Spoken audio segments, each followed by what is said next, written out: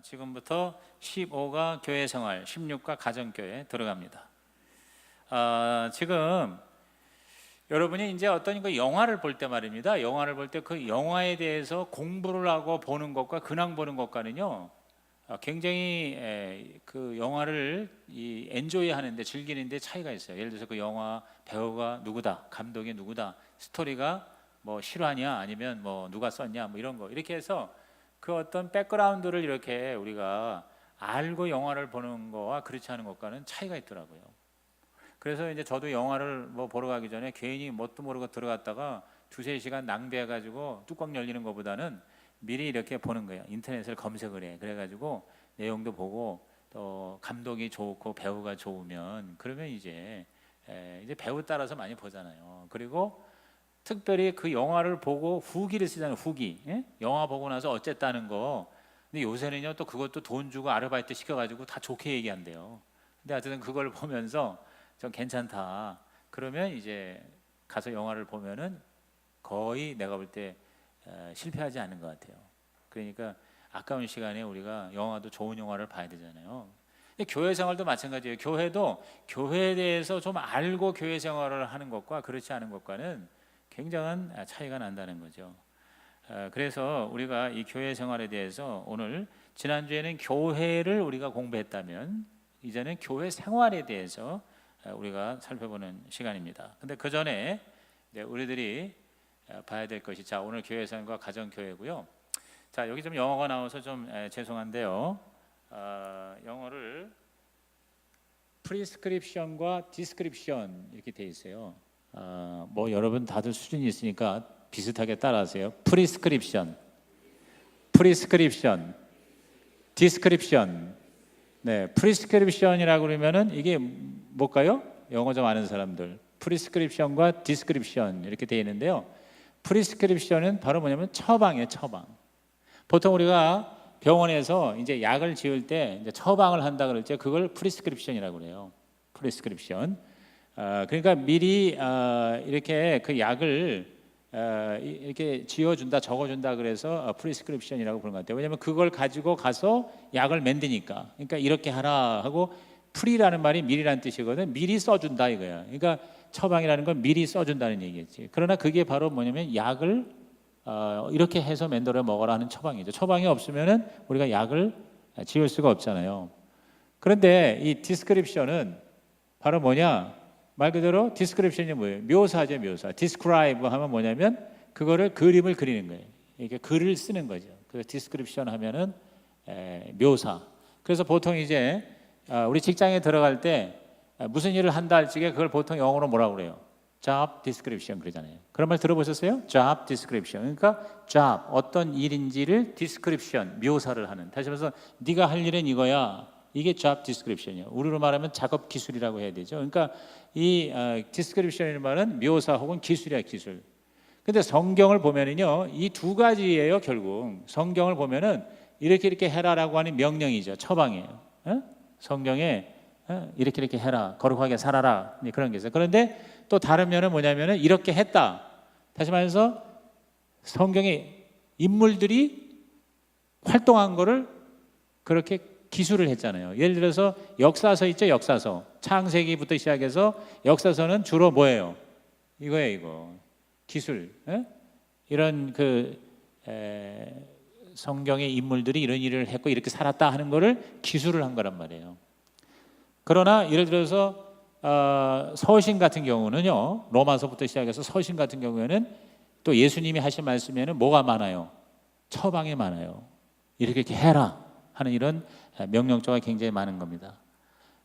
그러니까 예를 들어서 여러분이요, 이 성경을 읽을 때 처방이냐 묘사냐 요거를 잘 구별해서 성경을 따라가야 돼요. 예를 들어서 창세기에 보면은 아시다시피 우리 아브라함 있잖아요. 아브라함이 우선 아브라함이 그 사례를 아내를 데리고 애굽으로 이제 흉년 때문에 피난 갔잖아요. 근데 사례가 너무 이쁜 거야. 내가 볼 때 미스 팔레스타인인가 봐. 아니면 미스 뭐 그 당시에 미스 우르에서 이제 살았으니까. 그러니까 얼마나 이뻤는지 바로 왕이 보고 아브라함의 아내를 취했단 말이에요. 근데 그 전에 아브라함이 자기가 애굽에 가서 혹시 잡혀가지고 아내 때문에 큰일 당할까 봐 미리 거짓말을 했죠. 내 아내라고 하지 않고 내 누이라고 그랬단 말이야. 그래가지고서 그 바로가 취했는데 하나님께서 직접 역사하셔서 결국은 이제 다시 원상복귀가 됐지. 근데 이제 내가 볼 때 가서 바로한테 가서 잠을 잤는지 안 잤는지는 그건 나도 몰라요. 그건 이대면 천국 가서 내가 한번 물어보려고 그래요. 그런데 어쨌든 취했다가 내가 볼 때는 아마 한 며칠 같이 있었던 것 같아. 그러니까 바로도 이제 미안하니까 보물을 이제 재물을 많이 줬다고 아브라함한테. 근데 아브라함이 급할 때 그렇게 거짓말을 했거든요. 아브라함이 믿음의 조상인데 거짓말을 했어. 그럼 우리도 급할 때 거짓말 해야지. 돼요, 안 돼요? 안 돼요. 그러니까 아브라함이 그런 일을 한 거는 처방이에요, 묘사예요? 묘사예요. 그러니까 묘사는 이렇게 했다 하는 거예요. 예를 들어서 또 아브라함이 사례만 얻은 게 아니라 하갈도 얻고요. 그 다음에 또 보면은 와이프를 또 여러 얻었어요. 믿음의 조상 아브라함이 와이프를 여러 데리고 살았으니 나도 일부 타처를 해야 되겠다. 왜? 성경이 그렇게 나와 있으니까. 돼요, 안 돼요? 안 돼요. 그거는 바로 뭐예요? 처방이 아니고 바로 묘사예요. 자, 이처럼 처방이라는 게 뭐냐면 옛날이나 지금이나 당연히 해야 하는 거예요. 그렇게 하라고 율법이나 복음서나 또 서신에서 하나님이 명령하는 거. 근데 묘사는 뭐냐면 과거에 이렇게 했다는 거예요. 했다는 거를 묘사하고 기술한 거예요. 구약의 역사서나 신약의 사도행전에는 이 묘사가 많아요. 예를 들어서 여러분 사도행전에 보면은 사도행전에 그 초대교회가 이루어지고 교회 생활이 이렇게 쫙 나와 있는 게 그게 다 처방이 아니에요. 거기는 처방도 있지만 묘사가 더 많아요. 그러니까 사도행전에 있는 거를 우리가 그대로 다 따라해야 한다라고 얘기할 수 있어요, 없어요? 없어요. 참고로는 해요. 그렇게 하지 말라는 것도 아니고 그렇게 하면 안 된다는 것도 아니에요. 그러나 꼭 그렇게 해야 된다라고 얘기할 수가 없는 겁니다. 예를 들어서 사도행전에 보면은 예루살렘 교회 초대교회는요 완전 원시 공산주의 사회였었어요. 다시 말해서 모든 걸 다 팔아가지고 공동 소유를 했어요. 자, 그거는 처방일까요, 묘사일까요? 묘사예요. 지금도 그럼 우리는 다 집 팔아야 돼. 다 집 팔고 아파트 팔고 다 팔아가지고 다 뭐냐면 저 북한의 공산당보다 더 공산당이 돼야 돼. 그런데 성경에는 자, 저기 교회에 대해서 서신을 쓴 사도 바울 중에서 다 집 팔아서 다 아파트 팔아가지고 교회 갖다 바치라는 말이 있어요, 없어요? 없어요. 왜냐? 이것은 묘사이기 때문에. 이건 디스크립션이지 프리스크립션이 아니란 말이죠. 그렇게 하지 그렇게 하면 안 된다는 게 아니에요. 해도 돼요. 지금도 그렇게 할 수 있어요. 그러나 다 그렇게 해야 된다? 그거는 아니라는 거지.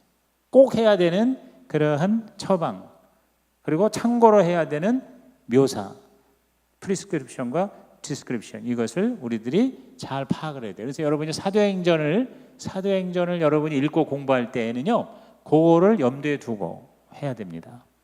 무슨 얘기인지 아시겠죠? 자, 그러면 그런 식으로 생각해서 자, 이제 교회 생활하고 가정교회인데 성경 구절이 한 서너 개 역시 나오는데 우선 사도행전 2장 42절 자, 펴주시기 바랍니다. 여러분 우리 새 번역 성경의 180페이지죠?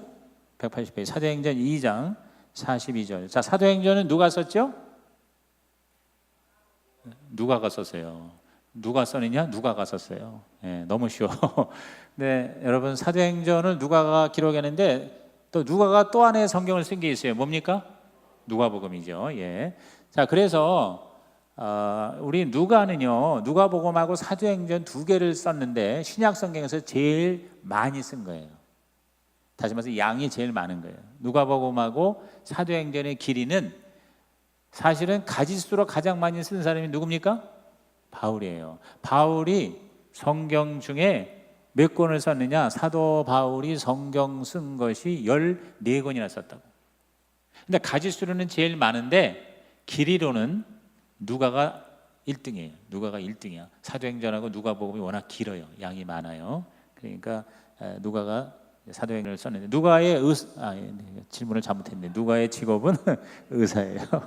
누가의 직업은 의사예요. 예. 그래서 굉장히 정확하게 이 디스크립션을 많이 했어요. 묘사를 많이 했어요. 그래서 그 당시에 예루살렘 초대교회의 모습이 바로 사도행전 2장 42절입니다. 시작. 그들은 사도들의 가르침에 몰두하며 서로 사귀는 일과 빵을 떼는 일과 기도에 힘썼다 그랬어요. 자, 이 묘사인데요. 이 묘사가 나중에 서신에서도 처방으로 강조되는 것은 반드시 해야 돼요. 하지 말 안 해도 돼요. 해야 돼요. 그 중에 뭐냐면 가르치는 것, 사도들의 가르침에 몰두하고 사귀는 일, 그 다음에 기도하는 일은 반드시 해야 돼요. 근데 그 빵을 뗀다는 건 두 가지예요. 그러니까 같이 식사를 했거나 아니면 성찬, 오늘 같이 우리가 성찬을 했거나 그 두 개가 다 해당이 됩니다. 아무튼 자, 방송실 어떻게 됐어요? 방송실. 자, 사도행전 2장 42절. 자, 초대교회에서 무엇을 했는가? 무엇을 했는가? 자, 첫째는 사도의 가르침에 몰두했다. 그러니까 열심히 여러분처럼 이렇게 공부하는 거예요. 이 상 공부가 바로 우리의 건강한 교회죠. 초대교회죠. 그 다음에 서로 사귀었다. 교제했다. 그러니까 목장에서 또는 구역에서 그러니까 서로 사귀고 서로 교제하는 거죠. 예. 그 성경에 그대로 이제 밑줄만 치면 되죠. 뭐 쓸 거 없이. 그 다음에 빵을 뗐다, 떡을 뗐다, 밥을 먹었다. 이건 애찬 혹은 성찬. 애찬과 성찬입니다. 그러니까 이건 다른 말하면 예배예요, 예배. 모여서 성찬이라고 하는 건 예배예요. 그래서 초대교회는 모일 때마다 성찬을 했다고 봐야 돼요. 근데 그게 묘사이죠. 그렇기 때문에 지금 우리가 예배 드릴 때마다 성찬을 해야 된다? 그렇게 주장할 수는 없어요. 성찬을 하지 말아야 된다는 게 아니에요. 하면 안 된다는 게 아니에요. 해도 돼요. 더 좋아요. 그러나 매주마다 모일 때마다 성찬을 한다 하는 거는 사실상 나중에 저 서신으로 넘어가면 그런 얘기는 없어요. 그러나 권장을 할 수 있어요. 그래서 이거대로 어느 교단의 교회는 매 모일 때마다 성찬을 합니다. 사실은 캐톨릭은 모일 때마다 뭐를 해요? 미사를 해요. 미사가 그런 영성체를 한단 말이죠. 그러니까 그거는 반드시 이래야 된다, 말아야 된다 이렇게 얘기할 수 없어요. 그러나 어쨌든 성찬 예배를 드립니다. 그 다음에 기도에 힘을 썼다. 그래서 우리도 기도해야 돼요. 그러니까 우리가 이 초대교회가 가장 건강한 교회의 모습인 것은 분명하죠. 그렇기 때문에 우리는 이 네 가지에 힘을 써야 돼요. 사도의 가르침 시작. 사도의 가르침. 서로 사귐 시작. 서로 사귐. 성찬과 애찬 시작. 성찬과 애찬. 그 다음에 기도에 힘쓰는 거예요. 이렇게 해서 이 네 가지가 그러니까 다시 말해서 말씀, 교제, 예배 그리고 기도예요. 다시 따라합시다. 말씀, 교제, 예배, 기도. 이게 바로 초대교회, 사도행전 교회, 신약교회 또는 성경적 교회의 건강한 교회의 모습이다. 자, 우리는 그러니까 이 교회 생활을 우리가 같이 따라 해야 됩니다. 자, 그 다음에 두 번째 말씀은 에베소서 4장 11절에서 12절입니다. 297페이지 에베소서 4장 11절에서 12절 말씀. 우리 297페이지 성경 찾으세요. 에베소서는 누가 썼죠?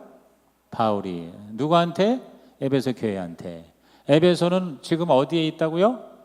터키. 네. 그러니까 사도 바울의 서신의 수신자는 그리스 아니면 터키. 근데 지금 큰일 났어요. 터키 갈수록 가기가 이제는 어려워졌어요. 지난번에 하도 오래 들어와가지고 터키의 테러만 지금 엄청나게 여러 번 일어나고 죽은 사람만 몇백 명이야 지금. 그래서 앞으로 그 터키가 그 성지 순례에 아주 심각한 타격을 입을 것 같아요. 자, 우리 다 같이 읽습니다. 시작. 그분이 어떤 사람은 사도로, 어떤 사람은 예언자로, 어떤 사람은 복음 전도자로, 또 어떤 사람은 목사와 교사로 삼으셨습니다. 그것은 성도들을 준비시켜서 봉사일을 하게 하고 그리스도의 몸을 세우게 하려고 하는 것입니다. 그랬어요. 자, 이거는 디스크립션, 묘사가 아니고 프리스크립션이에요. 이건 처방이에요, 처방. 그래서 사도 바울이 에베소 교회 교인에게 얘기하는 겁니다. 여기서 이 그분은 누구죠? 그분은 예수님이에요. 예수님이 이제 교회를 위해서 세우신 겁니다. 세웠어요.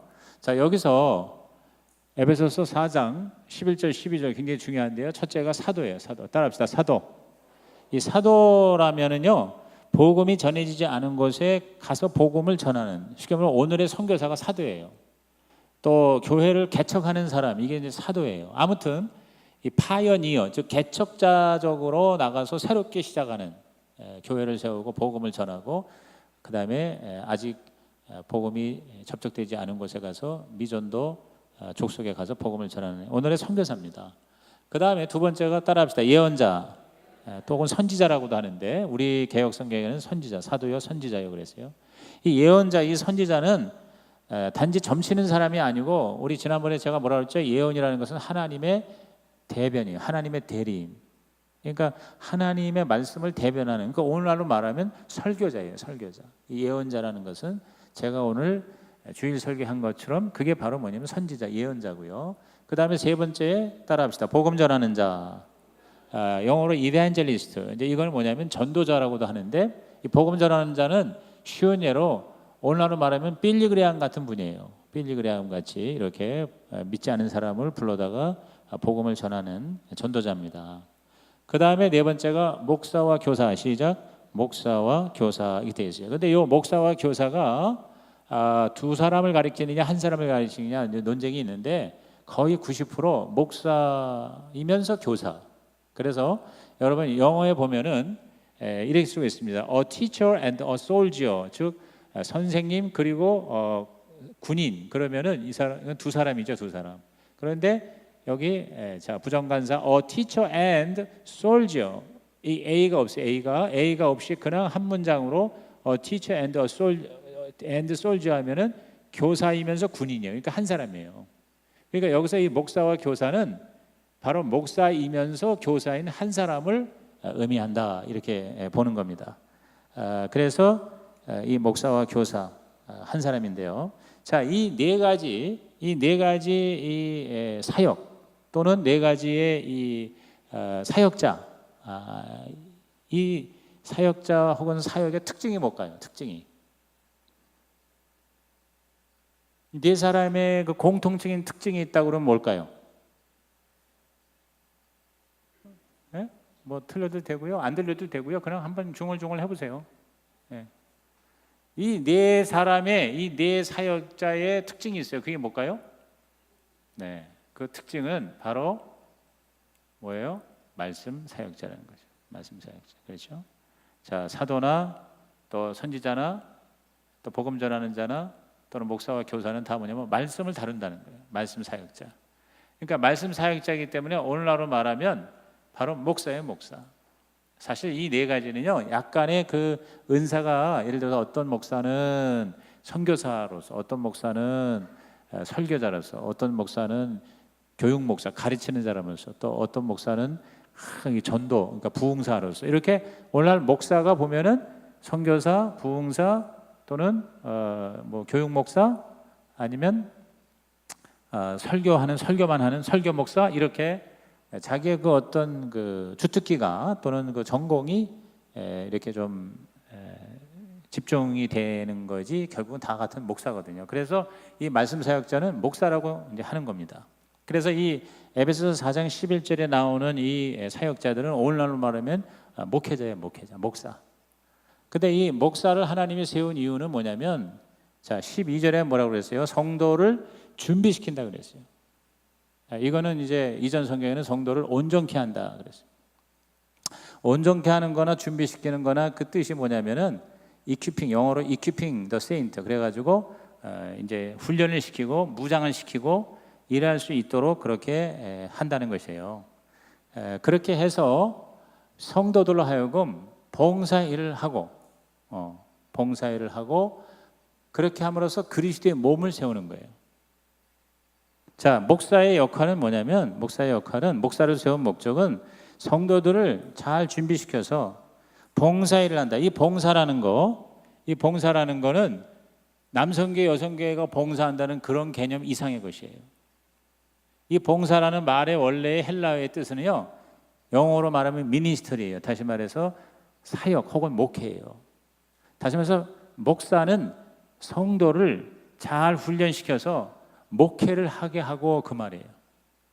사역을 미니스터리를 하게 하고 목양을 하게 하고 그런 겁니다. 그렇게 해서 그리스도의 몸, 즉 교회를 세우는 것이다 그 말이에요.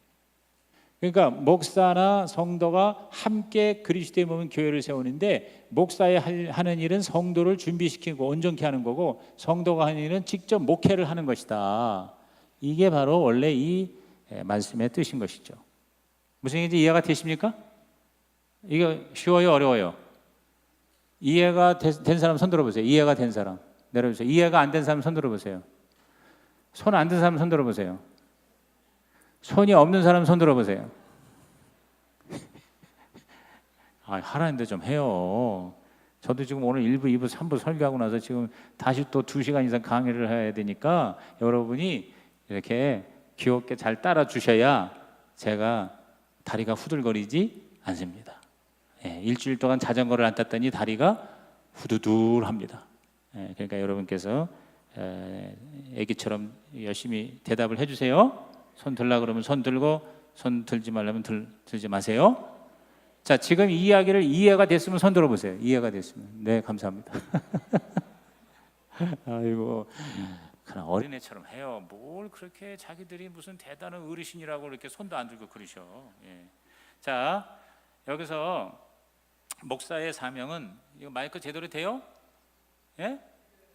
마이크가 왜 안 들리는 것 같아요? 잘? 방송실 자지 마세요. 자, 목사의 최대 사명, 이게 안 나와. 이게 목사의 최대의 사명은 성도를 온전케 해서 준비시켜서 목회를 하게 하는 겁니다. 자, 그렇기 때문에, 자 보세요. 이제 그렇기 때문에 여기 말씀에서 신방, 자 신방하는 게 이 성경 말씀에 의하면 목사가 하는 거예요, 성도가 하는 거예요? 예? 안 들리니까 내가 한번, 자 신방을 목사가 해야 된다고 생각하는 사람 손 들어보세요. 내려주세요. 자, 그렇게 생각을 했는데 오늘 공부를 하다 보니까 목사는 성도를 온전케 해가지고 목회 일을 성도들이 할 수 있게끔 하는 게 원래다, 이런 말씀을 듣고 보니까 신방은 목사가 하는 거라기보다는 목사가 하면 안 된다는 건 아니야. 그런데 목사가 신방을 하는 것보다는 준비된 성도가 가서 신방을 하는 게 성경적이다라고 이해가 된 사람 손 들어보세요. 야, 손 진짜 잘 드네. 너무 재밌어요. 감사합니다. 이해가 잘 되고 있는 것 같아요. 이게 안 들리는 거예요. 배터리 때문에 그런가?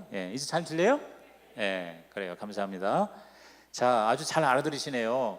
그러니까 지금 이 성경의 원래 뜻은 뭐냐면, 목사는 성도를 앉아서 설교만 듣게 하는 게 아니고, 또는 무슨 청소하고 그 다음에 밥하는 거 그런 봉사만 하는 게 아니라, 다른 성도가 지금 문제가 있으면은 쪼르르 가가지고 신방하는 것도 평신도가 해야 되는 거다라고 지금 가르치고 있는 거예요. 그렇죠? 그렇게 목사가 하게 해야 되는데 그렇게 안 하고 목사 혼자서 다 신방을 해. 그러니까 목사가 그냥 핵 하는 거예요. 그리고 다 하지도 못해. 다 하지도 못하니까 부교육자 도는데 부교육자도 다 못해. 그리고 다 알지도 못해. 그러니까 딱 5명, 6명이라도 묶어가지고 그 사람을 어느 리더를 하나 세워가지고 신방을 집중적으로 하게 한다, 그 말이죠. 자, 그러면 상담도 누가 하는 거예요, 그러면? 상담도 목사가 해야 되는 거예요? 아니면 잘 훈련된 성도가 하는 거예요? 후자라고 생각하는 손 들어보세요. 네, 맞아요. 이해가 굉장히 잘 하시네. 여러분 진짜 내가 볼 때 일기는 머리가 좋은 사람만 보였어요.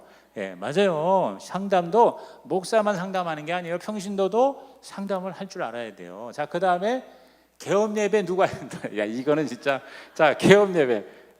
자, 회사를 시작해서 개업 예배, 식당을 새로 차려서 개업 예배. 개업 예배도, 자, 지금 이 가르침에 의하면 개업 예배는 목사가 해야 되는 거예요? 아니면은 목사가 잘 훈련시킨 평신도 사역자가 하는 거예요? 후자라고 생각하면 손 들어보세요. 요건 좀 이상하네. 그 다음에 내가 목사가 개업 예배를 반드시 해야 된다고 하면 손 들어보세요. 이게 전통적으로 세요. 우리 조경현 장로님은 목사가 해야 된다는 거야. 그렇지, 이왕이면.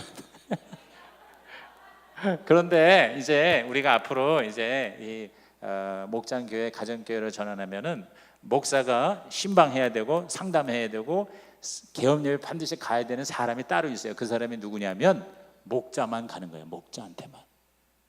목자가 또 뭐냐면 이게 설명해야 돼. 이따가 이제 두 번째 시간에 가정교회인데 그 목자는 뭐냐면 평신도 몇 명을 목회하는 평신도 리더가 목자라고 칩시다. 오늘날 말하면 구역장이야. 그러니까 쉽게 얘기할게요. 목사가 구역장한테는 상담도 하고 신방도 하고 개업예배도 가죠. 그런데 제대로 된 건 뭐냐면 일반 성도는 구역장에 가서 구역예배를 인도해 줘야 된다, 그 말이에요. 자, 이렇게 이해가 된 사람 손 들어보세요. 네, 되세요. 그러니까 목사가 개업 예배를 드리면 안 된다는 게 아니에요. 가도 되고 또 가야 돼요. 그리고 이왕이면 지금 우리 조장로님 말씀한 것처럼 이왕이면 목사님이 와서 개업 예배를 축복 예배를 해주면 더 복이 쏟아질 것 같죠? 근데 그거는 착각이에요. 그러니까 일반 평신도 사역자도 가서 주님의 이름으로 축복하면 목사 가서 축복한 거 못지않게 복이 임할 줄로 믿습니다. 근데 이제 그게 자기 또 개인의 믿음에 다르니까, 그러니까 꼭 목사님이 와야 된다고 믿는 믿음만 가진 사람한테는 뭐 조금 다르겠죠. 자, 그 다음에 돌예배. 자, 이렇다면 돌예배도 누가 가야 돼요? 훈련된 성도가 가는 거예요. 네, 자, 그 다음에 전도하고 선교는 누가 하는 거예요? 그러면 역시 역시 성도의 일이에요. 조금 이제 이게 약간 이렇게 영어로 레디칼 이렇게 약간 좀 이렇게 급진적이고 그 다음에 너무 진보적인지 모르겠는데 그게 아니라 성경적인 거예요. 이게 성경적인 거라는 거예요. 그래서 우리가 공부가 필요한 거예요. 그래서 이 생명의 삶을 공부하는 이유가 그건데요. 자, 많은 성도가 이 정말 구경꾼만 이렇게 되는 이유가 사실은 목사의 탓이에요. 그러니까 목회자가 모든 걸 다 하려니까 성도한테 맡기질 못하고 성도가 마땅히 할 일도 하느라고 너무 바빠요. 그리고 대개 돌예배 또 개업예배 그다음에 뭐 기타 신방 이런 거 가장 평신도 입장에서 어떤 요일이 제일 여러분 바쁩니까? 토요일이야. 토요일날 개업예배, 토요일날 돌예배, 토요일날 신방. 왜? 평일날은 시간이 없으니까 그때밖에 시간이 없대. 그러니까 사실은요 모든 걸 다 목사가 하려면은 목사가요 제일 죽는 날이 토요일이에요. 토요일날 진짜 이렇게 해가지고 계속 신방하고 계속 개업예배 드려주고 사실 주례 같은 경우도 목사가 토요일날 하지. 그러니까 한국 목사가 토요일날이요 사실은요 아주 그냥 작심을 하고 나는 주일날 설교 준비하려고 난 안 가 이러는 사람 외에는 토요일날 바빠가지고 심지어 어떤 교회 목사님은 토요일날 12시부터 설교 준비한대. 토요일날 12시부터 설교 준비해가지고 새벽까지 잠 안 자고 준비한다는 거예요. 그러면서 이제 어떻게 얘기를 하냐면 바로 설교하기 직전에 설교가 준비가 끝나니까 따끈따끈한 밥을 갖다가 지어주기 때문에 좋다고 그러는데 그 따끈따끈한 밥이 아니라 내가 볼 땐 서은밥에 설 익은 밥 아닌가 싶어요. 그러니까 이렇게 되다 보니까 목회자가 사실은 진짜 해야 할 일을 못하는 치명적인 상황에 직면하게 되고 무엇보다 문제는 뭐냐면 평신도의 사역을 목사가 빼앗는 것이 된다 하는 얘기예요. 저도 지금 100% 여기에 대해서 이렇게 지금 다 동의한다기보다 사실 맞는 얘기니까 내가 여러분에게 이제 설명을 하는 건데요. 이렇게 된 이유가 성경에서 비롯된 게 아니고 아시다시피 콘스탄티누스 대제가 313년에 기독교를 국교로 만든 이후에 갑자기 달라진 게 몇 가지가 있어요. 그 중에 하나가 교회를 성직자와 평신도로 쫙 이렇게 제도화한 거예요. 그래서 그때부터 성직자, 그때부터 평신도라고 하는 개념이 자리를 잡아서 거의 지금 2000년 가까이가 된 거죠. 그리고 평신도가 하는 일을 이제 많이 쉽게 말하면 이제 빼앗아 버린 셈이 되고, 그래서 교회가 힘을 잃고 성령의 역사도 사라지고 가정교회도 이제 사라지고 말았어요. 그래서 건물에 모이는 교회, 제도적인 교회, 또 성직자가 인도하는 교회. 그래서 여러분 얼마나 심각합니까? 나중에 성경을 평신도를 못 읽게 했어요. 이게 말이 됩니까? 여러분 왜 종교개혁이 일어났어요? 이 성경을 번역을 안 해. 그래서 라틴어 성경, 헬라어 성경, 히브리어 성경, 원어 성경 가지고 가니까 이거는 아주 고도로 공부한 사람 성직자만 읽지 평신도는 까막눈이야. 그리고 다른 자국의 자기 나라의 언어로 번역이 성경이 안 되니까 그러니까 성경을 읽을 수가 없으니까 교회에서 하라는 대로 하니까 교회에서 와가지고 강론만 듣고 재단만 쳐다보고 하니까 점점점 재단과 교회 건축이 발달하는 거예요. 그래가지고 아주 화려해지고 어마어마해지고, 여러분 베드로 성당 가보세요. 아주 그냥 입이 딱 벌어지잖아요. 그거 만들기 위해서 얼마나 돈을 많이 썼겠어요. 그리고 재단이 얼마나 어마어마한지 심지어는 무서울 정도예요. 그리고 그 성직자들이 입는 옷이라든가 그 재단이라든가 예배 의식이라든가 이런 것들이 성경에 없는 것들이 무지무지하게 많이 들어오게 된 거예요. 그러고는 나중에 어느 정도까지 됐냐면요, 성경을 평신도들에게, 평민들에게 읽혀야 되겠다 가지고 성경을 번역한 사람을 잡아다가 불에 태워 죽인 거예요. 화형을 처한 거예요. 왜? 교회의 법에 어긋났다고 그래가지고. 그래서 죽은 사람이 바로 뭐냐, 위클리프라고 하는 주의 종이에요. 위클리프 선교회는 뭐냐면, 지금도 그 선교회에서는 다른 선교를 안 하고 성경 없는 곳에 가서 평생을 살면서 언어와 문자를 배워요. 만약에 문자가 없으면 문자를 만들어줘요. 만들어주면서까지 해서 성경을 번역하는 일만 하는 사람이 위클리프 선교의 선교사들이에요. 종교 개혁이 일어나면서 그렇게 바뀐 거죠. 그러니까 저와 여러분이 이렇게 참 성경을 다 번역해서, 더군다나 새 번역까지, 그리고 영어 성경은요 수십 가지입니다. 이렇게 성경을 모든 사람이 다 읽을 수 있게 된 게 얼마 안 됐어요. 그게 한 400~500년도 안 됐어요. 그전에는요 1500년 동안 일반 성도들은 까막눈이야, 그냥 하라는 대로 해. 그러니까 나중에 면죄부 같은 것이 그게 생길 수밖에 없었던 거죠. 그래서 오늘 진짜 건강한 교회, 성경적인 교회, 그리고 제대로 된 교회가 되려면 바로 성도들이 단지 받아먹는 소비자가 되지 말고 사역자가 돼야 된다. 목회자가 돼야 된다. 사실 평신도들도 뭔가 목숨을 걸고 주님을 위해서 일하고자 하는 그런 거룩한 욕구가 있는 거예요. 가치 있는 삶을 살겠다고 하는 것이니. 그래서 평신도들이 은사가 있고 사명이 있으면 그들에게도 뭐요? 목회를 하게 하는 것, 이것이 하나님이 원하시는 거고 주님이 세우신 교회의 모습이다 하는 것이 오늘의 요점입니다. 그래서 평신도 목회자를 세우는 것, 이게 바로 이른바 목장교회, 가정교회의 모습이다 하는 것을 오늘 소개하는 것입니다. 자, 그래서 그러면 목사가 할 일이 뭐냐? 자, 평신도가 목회를 하는데, 그럼 목사가 하는 일이 4가지가 있어요. 첫째가 뭐냐면 성도를 온전케 하는 겁니다. 성도를 준비시키는 거예요. 가르쳐서 또 훈련시켜서 목사의 일을 독점하는 게 아니라 나눠주는 거고요. 그 다음에 기도하는 일이고요. 기도하는 일. 그래서 저도 3시간, 4시간 더 이렇게 기도하려고 이번에 제주도 갔다가 그 김 목사님한테 또 도전받고 하여튼 기도를 더 해야 되겠다. 그 다음에 말씀을 준비하는 걸 전념해야 돼요. 지금 뭐 설교 말씀 준비하려다 보면 시간이 항상 쫓기잖아요. 그 다음에 마지막 리더십을 발휘하는 거. 이거 뭐냐면 교회 전체에 나아갈 방향을 정하고 성도들을 이렇게 훈련시켜서 적재적소에 배치시키는 거. 오늘 느헤미야 리더십처럼 그렇게 리더십을 가지고 교회를 책임지는 거. 이게 바로 목사의 할 일이고, 평신도는 바로 뭐요? 구체적인 사역을 감당하는 것이다. 그래서 이 개역 성경의 번역이 조금 이제 문제가 있다는 걸 여기 하는 건데, 자, 우리 개역 성경을 보면은요, 그가 곧 사도로 선지자로 복음 전하는 자로 목사께서 주셨으니 이는 성도를 온전케 하며라고 그랬어요. 하며. 근데 지금 여러분 새 번역 성경을 보면은 온전케 하며가 아니라 하여예요. 하여. 온전케 해서 그로 하여금 봉사일을 하게 하고 그리스도의 몸을 세우려 하심이라.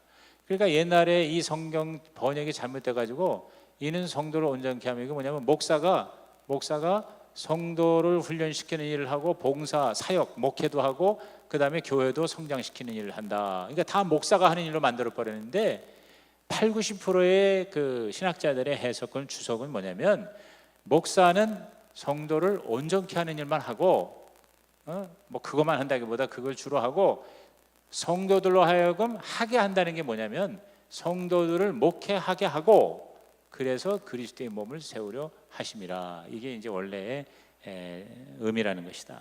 그걸 여러분이 오늘 정확히 배웠으면 좋겠습니다. 자, 그 다음에 그러면 성경적인 사역 분담의 원칙은 뭐냐면 첫째, 목회자가 성도를 준비시킨다는 거예요. 자, 우리 다 같이 읽습니다. 시작. 목회자는 성도를 준비시키고, 그 다음에 다 읽겠습니다. 시작. 성도는 봉사의 일을 통해. 봉사의 일이라는 게 목회입니다. 그렇게 해서 그리스도의 몸을 세운다. 시작. 그리스도의 몸을 세운다. 자, 요 모습, 목회자는 성도를 준비시키고 훈련하고 온전케 하고, 성도는 봉사일을 목회를 하게 해서 그리스도의 몸을 세우는 것. 요 모습이 바로 건강한 교회의 모습이다. 이렇게 얘기할 수가 있습니다. 자, 그러면 다음 구절로 넘어갑니다. 다음 구절은 사도행전 20장입니다. 자, 이 사도행전 20장의 이 말씀은 특별히 그 안식교 이런 이단들에 대한 대처로 우리가 우리 교회 생활에서 그 교회가 모이는 이 주일 성수 개념을 잠깐 소개하려고 이거를 여러분에게 소개하는 겁니다. 자, 211페이지 사도행전 20장 7절 말씀 다 같이 읽습니다. 시작. 주간의 첫날에 우리는 빵을 떼려고 모였다. 바울은 그 다음 날 떠나기로 되어 있어서 신도들에게 강론을 하는데 강론이 밤이 깊도록 계속되었다. 그랬어요. 거기 주간의 첫날에 미쳐주세요. 자, 신약 교회는 언제 모였어요? 주간의 첫날. 주간의 첫날이 뭐예요? 일요일이에요. 오늘이에요. 보통 우리가 주말 하면은 토요일, 주일을 얘기하는데 사실은 이 주일이, 일요일이 바로 사실은 한 주의 첫날이에요. 그래서 여러분 그 달력을 봐도 맨 처음에 주일이 있잖아요. 주일이 있으면서 월, 화, 수, 목, 금, 토 이렇게 돼 있잖아요. 그러니까 원래 주간의 첫날은 바로 일요일입니다.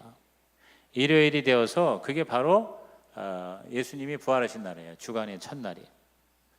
그래서 이단 중에 그 안식교가 있어서 안식교가 이제 안식일만 지킨다 그래서 이제 토요일이잖아요. 그런데요, 완전 이단이 있어요. 여호와의 증인이나 몰몬계는 완전 이단입니다. 그런데 약간 좀 이단적 요소가 있는 그 교파 중에가 대표적인 게 안식교하고 캐톨릭이에요.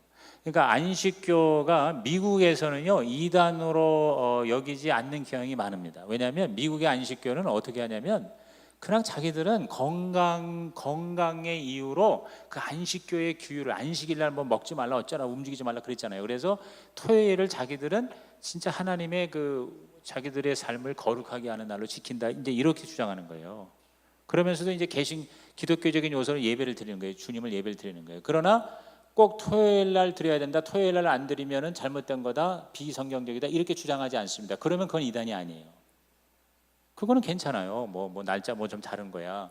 그런데 한국의 안식교는 이단적인 요소가 굉장히 강합니다. 그게 뭐냐면 굉장히 율법적일 수가 있어요. 그러니까 한국에서는 토요일이 진짜다. 나머지는 가짜다. 이렇게 나면 이건 뭐예요? 이건 이단이에요. 그다음에 가톨릭 교회도 복음적인 요소가 있고 이단적인 요소가 있는 겁니다. 어떤 분은 완전히 가톨릭을 가장 악한 가장 최대 규모의 악랄한 이단이다 이렇게 가르치는 목사님도 있어요. 그런데 사실은 가톨릭 교회가 두 가지가 다 들어가 있어요. 복음적인 요소가 있고 이단적인 요소가 들어가 있는 거예요. 가장 이단적인 요소가 뭡니까? 성모 마리아, 그렇죠? 복자신앙. 그 다음에 하여튼 성경에 없는 게 너무 많아. 그런데 그래도 가톨릭 교회에서는 뭐예요? 예수 그리스도가 하나님의 아들이고 세상을 구원하는 구세주이시다라고 가톨릭에서 가르쳐야 안 가르쳐요? 가르쳐요. 근데 그게 뭐냐면 흐리멍텅해지는 거야. 그게 희미해지는 거야. 그리고 예수님을 내가 인격적으로 개인적으로 영접해야 내가 거듭나고 구원받는다 이렇게 딱 잘라서 말을 하지 않아요. 그러니까 가톨릭 신자들은요 구원의 확신이 없는 사람 많아. 그런데 굉장히 착해. 이게 이 선행은 잘해. 이 가톨릭의 선행은 잘해. 그리고 마음도 넓고 그 다음에 타종교에 대해서 굉장히 개방적이야. 그러니까 가톨릭 교도들이 말이에요, 신부들이 말이에요, 불교 석가탄신에 가서도 거기서 찬양하고 앉았고 그러잖아요. 이건 제가 볼 때 있을 수 없는 일이거든요. 종교로서는 인정하지만 구원의 길은 예수밖에 없다. 아멘. 그게 복음적이고 그게 이단이 아니에요. 그런데 다른 종교도 괜찮아. 우리는 그냥 예수님 믿어. 곤란하다는 거지. 그래서 가톨릭 신자들은요 이렇게 딱 대놓고 물어보면 오늘 죽으면 천국 가느냐? 자신이 없거나 아니면은 잘못 알고 있는 천국을 얘기하는 거예요. 그래서 우리가 이 안식교 이 문제 때문에 이 모이는 요일에 대한 얘기를 좀 하는 겁니다. 그래서 그러니까 부활하신 날이 안식구 첫날이에요. 그리고 주간의 첫날로 모였고 초대 교회가 바로 이제 주일날 모였어요. 그리고 그 콘스탄티누스도 딱 기독교를 하면서 주일을 그렇게 한 거예요. 그리고 이게 이 캘린더, 즉 다시 말해서 달력과 연계가 다 된 거예요. 그래가지고 전 세계적으로 주일날이 일요일이 예배드리는 그런 날이 된 거예요. 그러니까 이것이 바로 뭐냐면 전체적으로 됐고 성경적이고 성경의 사도행전의 묘사가 되어 있는 거니까 그냥 우리가 따르는 겁니다. 그러나 예를 들어서 토요일 날 모여서 예배를 드려도 노 프로블럼이라 이거죠. 특별한 이유 때문에. 예를 들어서 제가 지난번에 저쪽 중동 쪽에 가봤더니 거기는 뭐예요? 금요일이 걔네들은 뭐예요? 예배일이야. 금요일이. 그러니까 우리 크리스찬들이 다시 말해서 사우디아라비아나 또 우리 사우디아라비아보다 조금 약한 데 사람들 많이 모이는 데가 어디죠? 비행기 기착 많이 하는데 두바이 같은데 거기 한인 사람들이 이제 한인교회가 있단 말이에요. 이집트에 제가 가보니까 한인교회가 있어요. 근데 걔네들은 금요일이 쉬는 날이야. 금요일이 공휴일이야. 예배드리는 날이야. 그러니까 거기 있는 크리스찬들이 예배를 언제 드려요? 금요일 날 드려요. 금요일 날에 예배를 드려. 우리 주일 예배 드리듯이. 왜냐하면 걔네들은 일요일 날 일해야 돼. 그러니까 거기서 살려면 같이 일해야 되잖아. 그러니까 무슨 얘기 이해가 되죠? 그러니까 어느 날을 고집해서 그거 아니면 절대 안 된다라고 율법화하면 이게 이단적인 요소가 된다는 거죠. 그런데 사도행전에 보니까 초대교회 보니까 안식구 첫날인 예수님이 부활하신 날 그리고 주간의 첫날 이때 예배를 드렸어요. 그러니까 그 전통을 우리가 따라가는 거예요. 그러나 그 날짜가 절대적인 것은 아니다. 문제는 바로 예수 그리스도를 제대로 믿고 영접하고 구원하는 예배드리는 것이 가장 주 포인트라는 얘기죠. 자, 그렇게 하시고요. 그 다음에 이제 마지막 교회 생활에서 중요한 게 헌금 문제입니다. 헌금의 원칙인데요. 자, 헌금의 원칙은 뭐냐? 고린도전서 16장 2절을 찾아보겠습니다. 269페이지. 자, 우리 성경 고린도전서 16장 2절 269페이지 찾으셨어요? 자, 시작. 매주 첫날에 여러분은 저마다 수입에 따라 얼마씩을 따로 저축해 두십시오. 그래서 내가 갈 때에 그제야 헌금하는 일이 없어야 할 것입니다. 자, 여기 고린도서 16장 2절의 헌금의 원칙이요. 첫째가 뭐냐면 매주일 정기적으로. 그러니까 여러분이 매주마다 하나님 앞에 헌금 드리는 거예요. 11조는 한 달에 매월 한 번 드리지만 매주마다 헌금을 드리고, 두 번째는 수입에 비례해서. 그러니까 여러분이 수입이 많으면 헌금을 좀 많이 드리고 수입이 적으면 헌금을 적게 드릴 수밖에 없죠. 그러나 사실 믿음의 정도에 따라서 이게 차이가 나지 꼭 뭐 돈이 많다고 헌금 많이 합니까? 꼭 그렇지도 않고요. 돈이 없다고 헌금 적게 하냐? 그렇지도 않아요. 그러나 어쨌든 수입에 비례해서 수입에 따라는 말을 하니까, 그러니까 예를 들어서 여러분이 수입이 많은데 예를 들어서 1,000만 원 수입인데 100만 원 수입하는 사람 그만큼만 헌금 내면은 하나님이 이렇게 보시고 뭐라고 그러실까? 너 조금 냈다 그러시는 거지. 그러니까 같은 100만 원을 냈더라도 많이 낸 사람이 있을 수 있고 아주 적은 금액일 수도 있다. 왜? 수입에 따라. 그 다음에 세 번째가 뭐냐면 미리 준비하여. 따로 저축해 두라고 그랬거든요. 미리 준비해서. 그래서 그냥 이렇게 뭐 준비도 없이 왔다가 헌금통이 지나가니까 이게 탁 꺼내는데 이게 갑자기 이게 배추가 나오다가 신사임당이 나오다. 아유, 신사임당 들어가라. 그리고 배추야 들어가라. 이런 식으로 헌금하지 말라고. 그러니까 미리부터 배추 밑에가 뭐죠? 배추 밑에가 뭐 그림이 뭔가? 배추 밑에가 뭐야? 난 모르겠어요. 배추 밑에는. 하여튼 헌금 드렸다면 배추부터 드려야 되니까. 그러니까 이거 배추냐 신사임당이냐 이거 가지고 고민하지 말고 미리 준비해서 기도하는 마음으로. 옛날에는 대리미 저도 옛날에 교회학교 다닐 때 대리미질 하다가 5원짜리 돈 많이 태워 먹었어요. 그때 5원 1원에서 5원 이렇게 드렸는데 1원짜리부터 5원짜리 그 대리미로 대림질 하다가요. 교회학교 선생님이 대리미질해서 헌금 드리라고 그래가지고 새 돈 아니면 대리미질 하라고 해서 대리미로 몇 번 타 먹었어요. 자, 그런데 이렇게 이제 요 원칙으로 하고, 그 다음에 이제 마지막이 11조입니다. 11조. 자, 11조에 대한 거를 좀 정확히 이번에 하고 넘어가겠습니다. 11조의 정서적인 근거. 그러니까 자, 11조에 대해서 뭐 말이 많아요. 꼭 해야 되느냐 말아야 되느냐 그러는데, 내가 볼 때 한 80% 이상의 개신교 목사와 교회들은 반드시 해야 되는 걸로 그렇게 가르치고요. 한 20% 정도는요. 20% 정도는 그냥 해도 되고 안 해도 되는 게 아니냐 이렇게 보는 것 같아요. 근데 정확하지는 않습니다. 그런데 특별히 우리 기독교 개신교는, 특히 한국 기독교는요 거의 100% 11조는 반드시 해야 되는 걸로 돼 있어요. 근데 또 나름대로 아니다고 주장하면서 안 내려고 하거나 또는 그렇게 신학적으로 주장하는 분들도 계신데, 자, 오늘 말씀을 통해서 한번 정리해 보겠습니다. 첫째, 말라기 3장 7절에서 12절, 1365페이지. 자, 말라기는 구약 성경 마지막 책입니다. 이 말라기는 그 말라기 선지자가 와서 이제 이렇게 여러분 아시다시피 말라기가 마지막 선지자잖아요. 그러니까 말라기가 구약의 마지막 책이고, 그래 이제 다시 회복이 되는데 도대체가 이게 안 되는 거예요. 포로로 귀환해 가지고 다시 와서 뭔가 하나님의 나라 백성을 하려고 하는데 안 되는 거예요. 근데 그거 잘 안 되고 그 다음에 생활도 펴지지가 않고 고생을 계속 바가지로 하는 이유가 뭔가 했더니 하나님이 말라기한테 계시하신 말씀이 11조예요. 3장 7절에서 12절에 보면은, 자, 7절부터 제가 읽어볼게요. 너희 조상 때로부터 너희는 내 규례를 떠나서 지키지 않았다. 이제 너희는 나에게로 돌아오너라. 나도 너희에게로 돌아가겠다. 나 만군의 주가 말한다. 그러나 너희는 돌아가려면 우리가 무엇을 하여야 합니까? 하고 묻는구나. 자, 8절. 사람이 하나님의 것을 훔치면 되겠느냐? 그런데도 너희는 나의 것을 훔치고서도 우리가 주님의 무엇을 훔쳤습니까? 하고 되묻는구나. 11조와 헌물이 바로 그것이 아니냐. 9절. 너희 온 백성이 나의 것을 훔치니 너희 모두가 저주를 받는다. 10절. 너희는 온전한 11조를 창고에 들여놓아 내 집에 먹을거리가 넉넉하게 하여라. 이렇게 바치는 일로 나를 시험하여 내가 하늘문을 열고서 너희가 쌓을 곳이 없도록 복을 붙지 않나 보아라. 나 만군의 주의 말이다. 11절. 나는 너희 땅의 소산물을 해로운 벌레가 먹어 없애지 못하게 하며 너희 포도밭의 열매가 채 익기 전에 떨어지지 않게 하겠다. 나 만군의 주가 말한다. 너희 땅이 이처럼 비옥하여 짐으로 모든 민족이 너희를 복되다고 할 것이다. 나 만군의 주가 말한다. 그랬어요. 자, 여기 보면은 하나님이 하신 말씀이에요.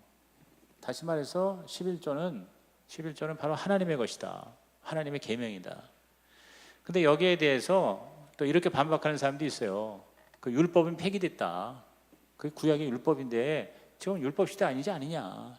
이렇게 주장하는 사람도 혹시 있어요. 자, 그런데 사실은요, 또 성경 창세기를 보면은요, 11조의 유래가 율법 이전에 있었음을 말해주고 있습니다. 자, 창세기 14장 17절에서 21절 찾으세요. 자, 14페이지. 소돔과 고모라가 멸망당하기 전에 5개국 동맹국에 의해서 롯이 잡혀갔는데 아브라함이 달려가서 물리치고 롯을 구출했는데, 그때 살렘 왕 멜기세덱이 아브라함에게 11조를 가져왔어요. 근데 이게 11조의 시초라고 그러는데요.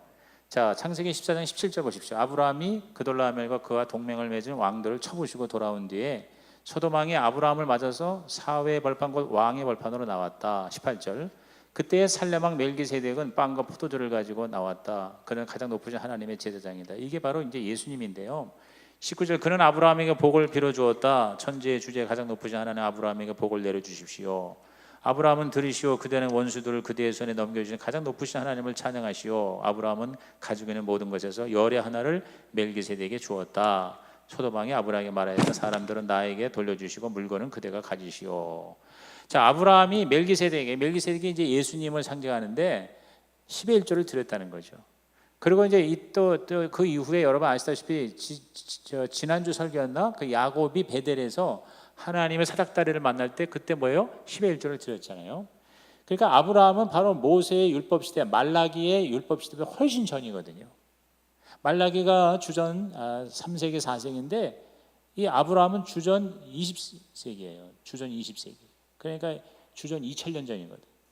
그러니까 벌써 1700년 전에 이미 11조가 얘기가 된 거예요. 그리고 아시다시피 모세의 계명에 11조가 나오지만 모세보다 500년 전이 바로 아브라함이에요.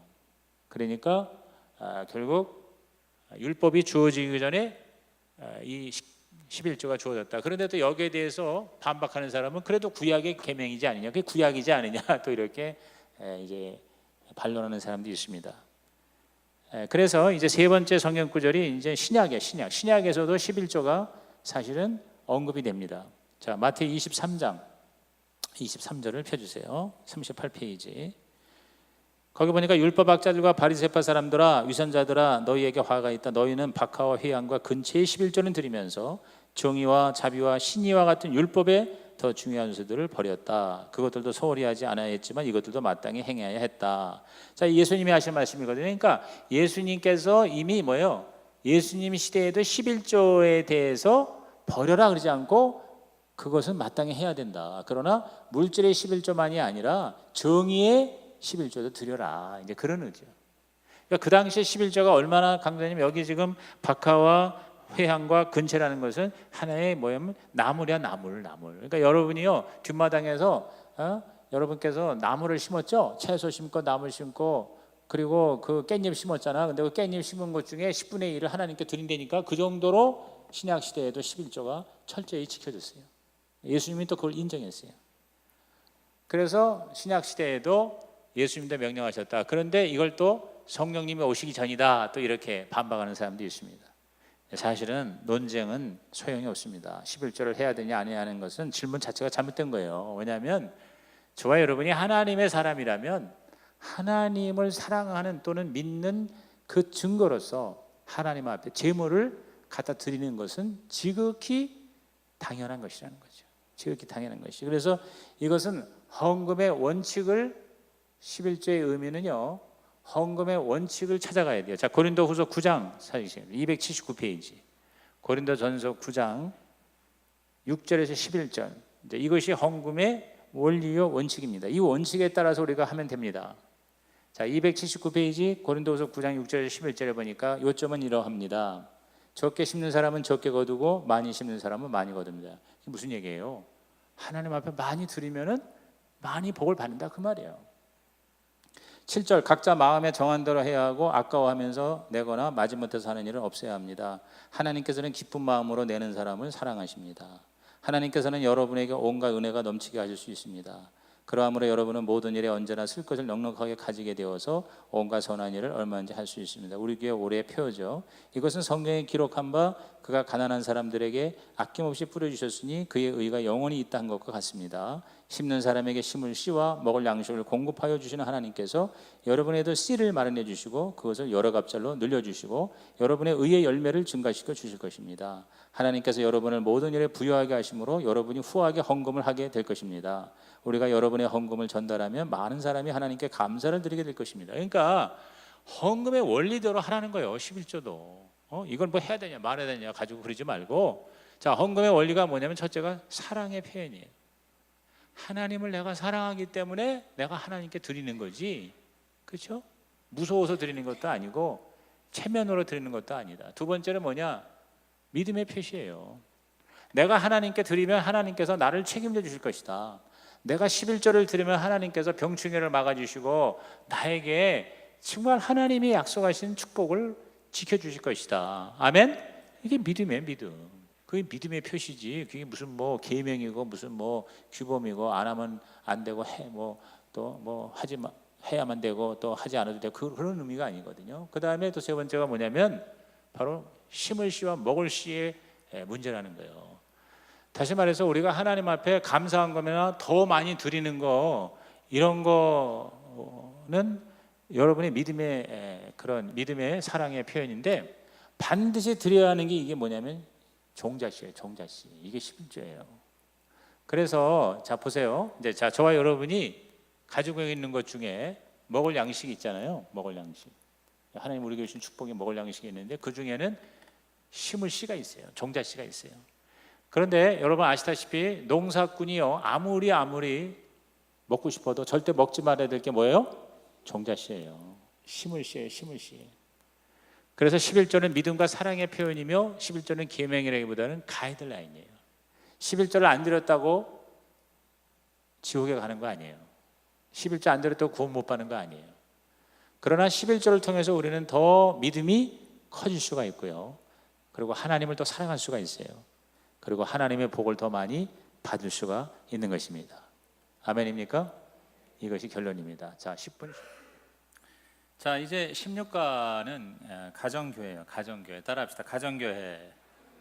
그래서 이건 이제 조금 여러분에게는 생소한 개념일 수가 있는데요. 이제 잘 들으세요. 이게 왜냐하면 앞으로 우리 생명의 삶을 끝내고 또 여러분들 생명의 삶을 공부한 사람 중에서 세미나를 몇 분 보내려고 그래요. 이미 벌써 11분이 갔다 왔어요. 11분이. 그런데 지금 특별히 그 남자들이 이번에 졸업 예정자가 26명이에요. 26명. 그래서 26명의 남성들, 왜냐하면 앞으로 이 목장의 리더격인 목자를 세울 때 남자를 세웁니다. 남자. 그리고 그 남자의 부인 여자는 그 목자를 같이 섬기는 뭐 이름을 목녀라고도 하는데 아직 그 이름이 생소하신 분들은 신경 쓰지 마시고 하여튼 부부가 같이 이 가정교회를 이렇게 목양을 하는 시스템으로 이제 우리 교회가 이렇게 바뀌어갈 가능성이 많아요.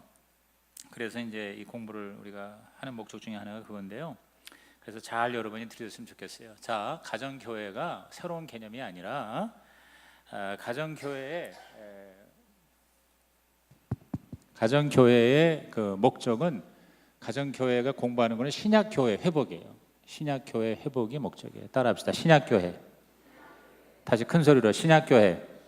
영어로 New Testament Church예요. 신약교회가 뭐냐면 바로 사도행전에 있는 교회예요. 예루살렘 초대교회예요. 자, 신약교회는 어떤 교회느냐? 신약교회는요, 성경을 보니까 바로 가정교회 형태였었어요. 자, 우리 로마서 16장 보겠습니다. 로마서 16장 248페이지. 자, 로마서 마지막 장입니다. 자, 여러분 새번역 성경 다 가지고 찾아보세요. 로마서 16장 248페이지. 아직도 이 성경이 손에 익숙하지 않아도 괜찮아요. 그러니까 계속 하다 보면 이제 익숙해질 겁니다. 거기 16장에 보면은 그 당시에 그 사도 바울이 그 교회 교인들에게 인사하는 문안 인사에 이런 내용들이 있습니다. 자, 16장 3절을 다 같이 읽어볼까요? 그리스도 예수 안에서 나의 동역자인 브리스가와 아굴라에게 문안하여 주십시오. 여기 브리스가와 아굴라와 브리스길라, 이 사람은 그 사도 바울의 굉장히 신실한 평신도, 오늘날로 말하면 장로 부부야. 장로 부부. 그러니까 굉장히 사도 바울 목사님을 잘 동역하고 섬겼던, 그리고 굉장히 돈이 좀 많았던 것 같아요. 그러니까 그 바울과 같이 천마업이라는 게 보면 우리 무슨 뭐 천막 치는 거 그런 줄 알았는데, 쉽게 말하면은 건설회사 사장 부부야. 건설회사 주택 회사 사장 부부거든요. 그래서 혹시 여러분이 건설을 하는 분은 이 영어 이름을 아굴라와 브리스길라 하면 딱 좋겠어요. 내가 가만히 보니까. 박수환 장로님, 아굴라와 브리스길라. 근데 뭐 건설만 한다고 아굴라 브리스길라 되는 건 물론 아닙니다. 그런데 어쨌든 이 아굴라 브리스길라를 자꾸 얘기하는 게 뭐냐면 아굴라 브리스길라 그 집에서 교회를 모였다는 거예요. 그 의미예요. 그 다음에 5절 볼까요? 5절 읽겠습니다. 시작. 그리고 그들의 집에서 모이는 교회. 자, 여기 나오잖아요. 아굴라 브리스길라 이런 사람들의 집에서 모이는 교회에 밑줄 치세요. 문안하여 주십시오. 나의 사랑하는 에베네도에게 문안하여 주십시오. 그는 아시아에서 그리스도를 믿은 첫 열매입니다. 자, 집에서 모이는 교회. 시작. 집에서 모이는 교회. 그러니까 가정교회죠. 뭐 그 당시에 이렇게 큰 뭐 예배당이 있겠어요? 뭐 사실은 어쩔 수가 없었을 거예요. 자, 그 다음에 16장의 14절에서 15절 보시죠. 14절 이하에 보면 또 이렇게 여러 그 이름이 나와요. 아순그리도와 블레곤과 허메와 바드로바와 허마와 그들과 함께는 형제 자매들에게 문안. 그들과 함께는 형제 자매들이라는 게 집이에요. 그래서 거기 또 빌롤로고와 올리아와 네레오와 그의 자매와 올론바와 그들과 함께는 모든 성도. 그들과 함께는 모든 성도니까 바로 뭐냐? 가정교회 형태였었어요. 결정적인 것이 골로새서 4장 15절입니다. 311페이지. 자, 골로새서를 읽으면은 그 배우자 고르는데 굉장히 도움된다 그럽니다. 골로새서. 결혼했는데 잉태가 안 되는 그 부부가 열심히 읽으면 애가 생기는 게 에베소서 그렇다고 그래요. 그러니까 힘드니까 재밌게. 자, 골로새서 4장 15절 시작.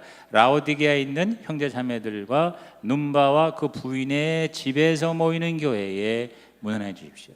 자, 집에서 모이는 교회. 시작. 집에서 모이는 교회. 그러니까 우리 이 초대교회는 바로 집에서 모이는 가정교회였단 말이에요. 가정교회.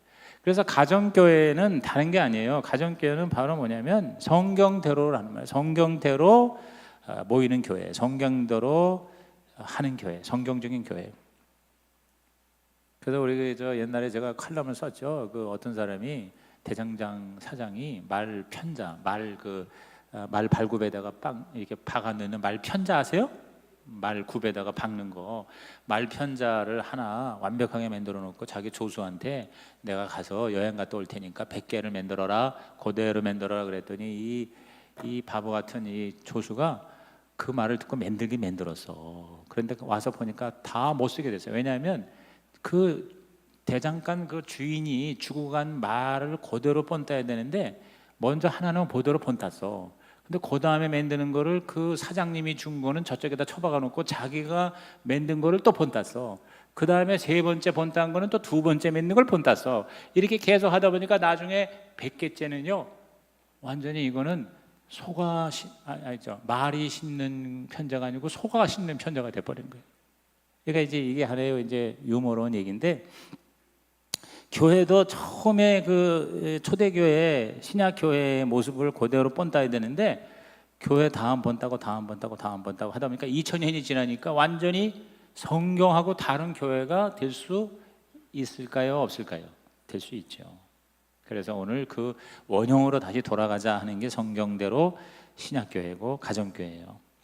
자, 그러면 가정교회가 어떤 교회냐? 그래서 가정교회 그 하는 분들이 연구해가지고 정리한 것들이 내가 이렇게 보니까 오늘 여러분 가르치는 내용이 굉장히 성경적이에요. 자, 성경대로라는 말은 그렇다면 그런 줄 알고, 시작.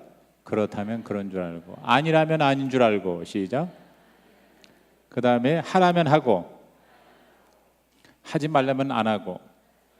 그게 바로 성경대로예요. 그러니까 단순히 그냥 성경대로 하는 거예요. 뭐 복잡하게 자꾸 따지는 거. 복잡하게 따지면은요 하나님의 능력이 나타나질 않아요. 예수 영접 시간에 예수를 영접하면 내가 구원을 받았다, 천국에 간다, 그렇게 아주 그냥 확실하게 해놨는데 나중에 이제 이렇게 확인합니다. 자, 예수님 영접했죠? 예. 구원 받았죠? 네. 그럼 오늘 죽으면 천국 갈까요? 안 갈까요? 갑니다. 이렇게 되면 되는데 모르겠는데요. 죽어봐야 알겠는데요. 이러면은요 이게 복잡한 거예요. 그러니까 그냥 성경대로 하나님의 아들 예수가 네 안에 있으면은 영생을 얻었다 하고, 성경이 그렇다면 따라합시다. 성경이 그렇다면 그런 줄 알자.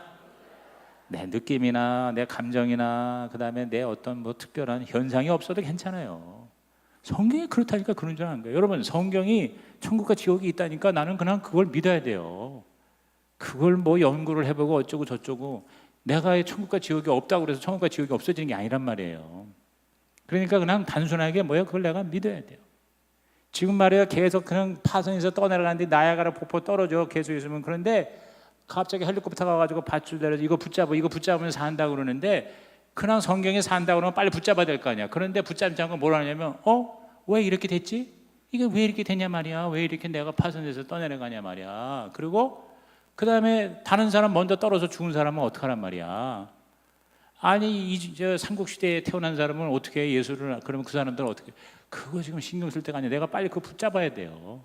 내가 그 헬리콥터 줄을 빨리 붙잡아야 돼요. 성경이 그렇다면 그런 거예요.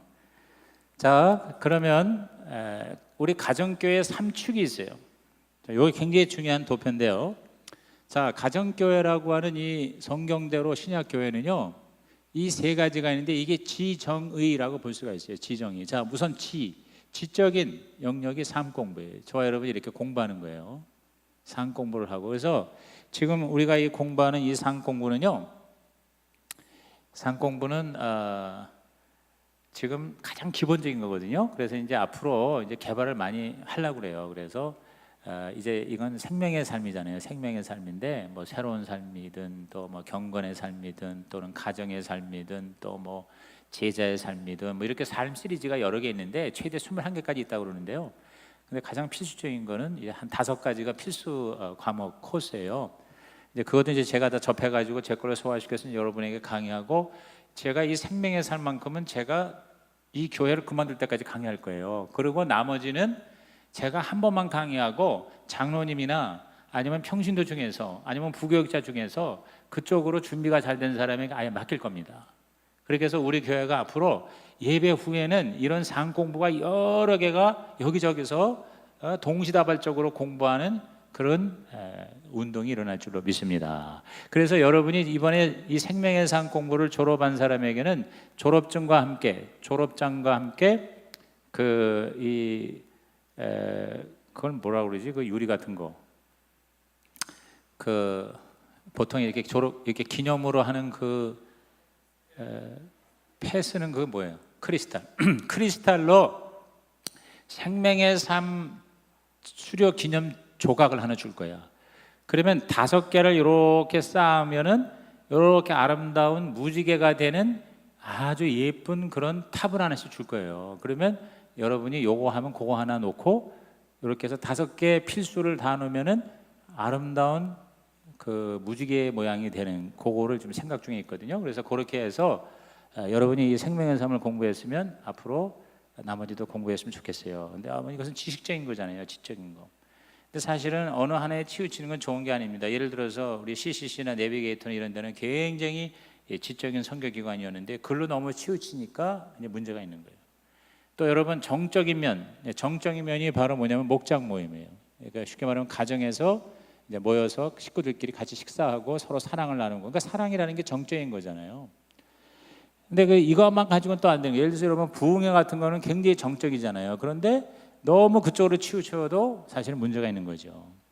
그런데 건강한 교회는 지적인 삶 공부와 정적인 목장 모임과 그 다음에 의지적인 지정의 시작 지정의 의지적인 건 주일 연합 예배. 자 오늘 같은 주일에 전체가 조그만 가정에서 모였던 모든 성도들이 모여서 연합 예배, 주일 예배 이거 드리는 거는 여기서 우리가 결단을 하는 거예요. 의지적인 결단을 하는 거예요. 하나님을 만나서 하나님 뜻대로 살겠다고 결단하는 거예요. 이렇게 해서 3축이 있어요.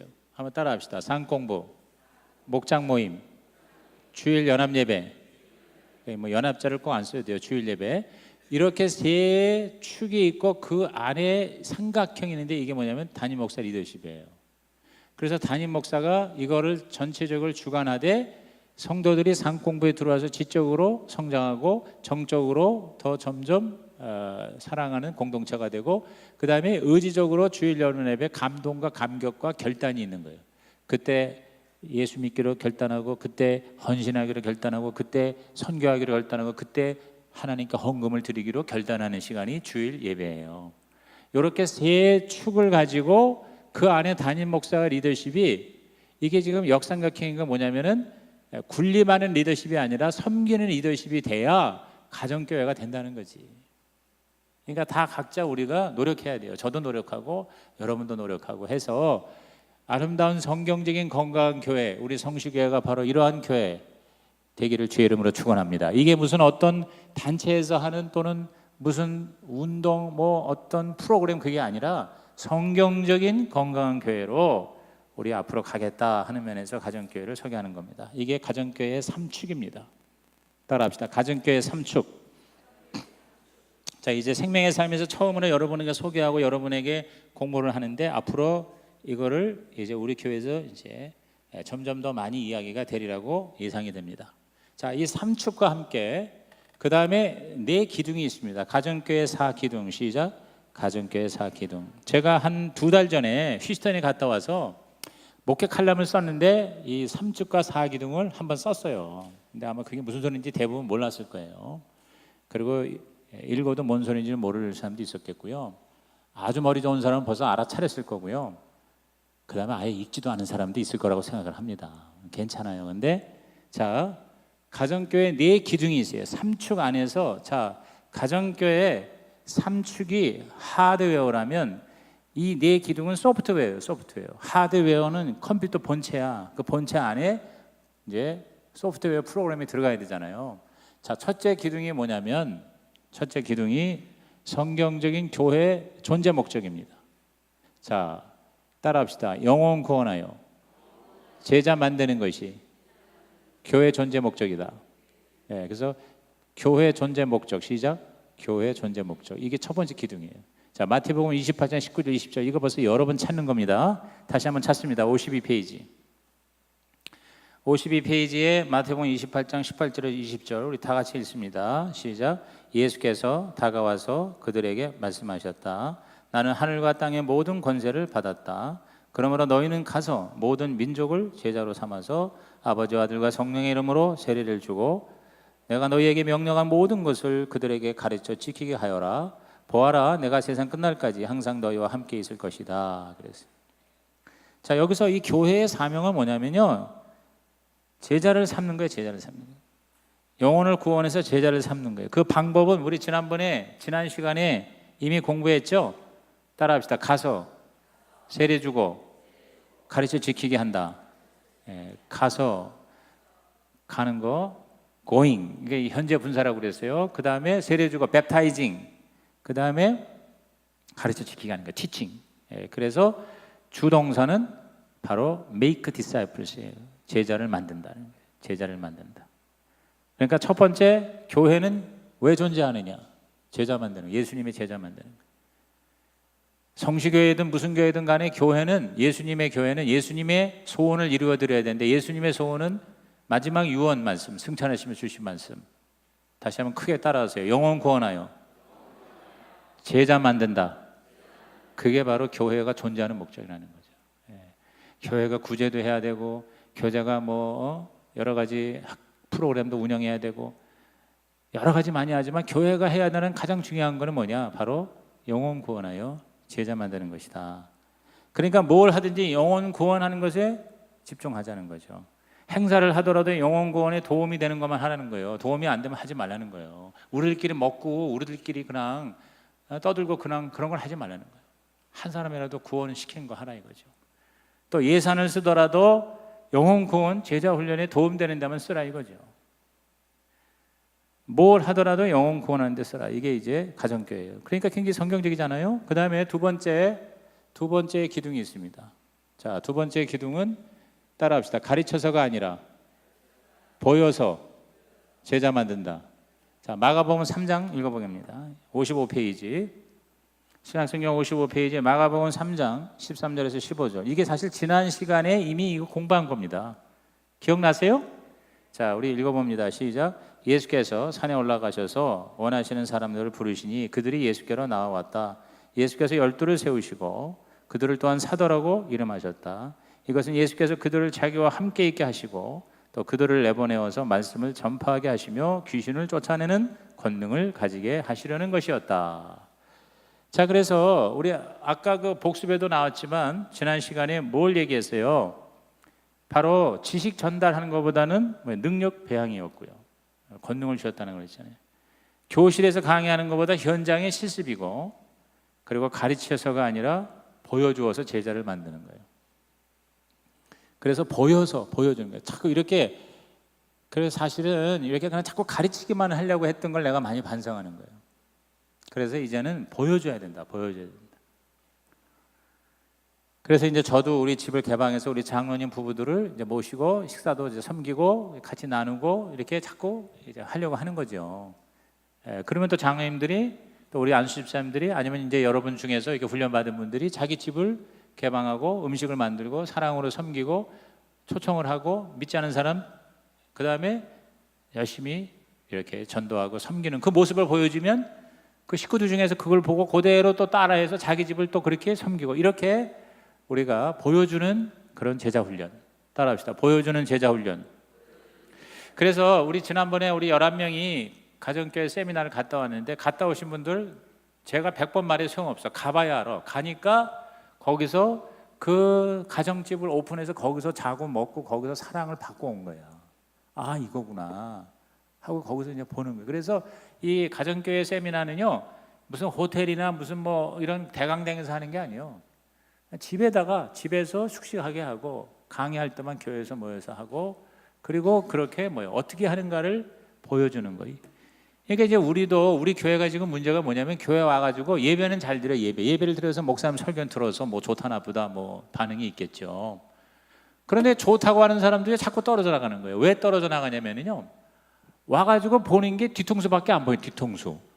앞에 앉아있는 사람 뒤통수 보고 먼 반차 앉아있는 목사 얼굴만 보지 보는 게 없어. 보는 게 그나마 성가대에 들어가거나 남성계 여성계 이런 데 들어가서 봉사하는 거 보는 사람은 그나마 붙어 있어. 근데 또 그 하다가 또 시험 들어가지고 치고받고 싸우다가 또 그만둬. 남아있는 사람들은 계속 주일날 와가지고 목사님 얼굴 보고 앞에 있는 사람 뒤통수 보고 그리고 설교 듣고 헌금하고 그러고는 가는 거예요. 여러분 이것이 잠시 와서 1시간 채 안 되는 시간 설교 한 30분도 안 되는 거 듣고 어떻게 영적으로 살아나고 성장할 수 있겠냐. 그나마 새벽기도도 나오거나 철야도 나온다면 그래도 좀 나아요.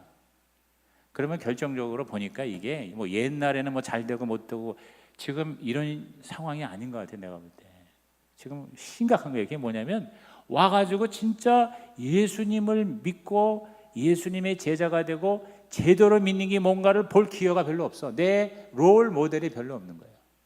롤 모델이 가만히 보니까 교회에 대해서 원망하고 불평하는 것만 봐. 그러니까 나도 모르게 불평하게 돼요. 이렇게 또 보니까 뭐 심심하면 또 교회 안 나와. 그럼 그것도 또 보고 배워. 그 다음에 또 이렇게 하다가 휴 틀리면 또 교회를 떠나. 그 딴 교회 가가지고 거기 있는 사람이 또 전화해. 오라고. 우리 교회 여기 좋다고. 그러면 또 이제 거기 가. 예를 들어서 이런 식만 보다 보면 뭐예요? 자기도 모르게 그런 쪽으로 계속 흘러가는 거예요.